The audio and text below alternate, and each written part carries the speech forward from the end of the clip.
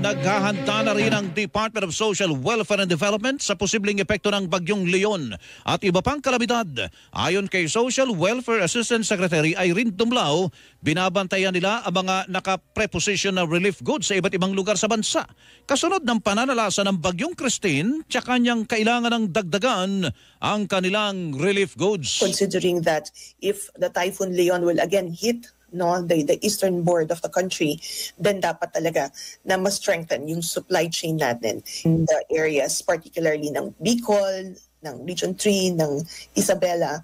Of course, hindi naman natin pwedeng pabayaan din yung mga ibang regions in the Visayas and Mindanao. Dulot nito, puspusan na niya ang kanilang koordinasyon sa Department of Budget and Management para mapunan ang kanilang Quick Response Fund.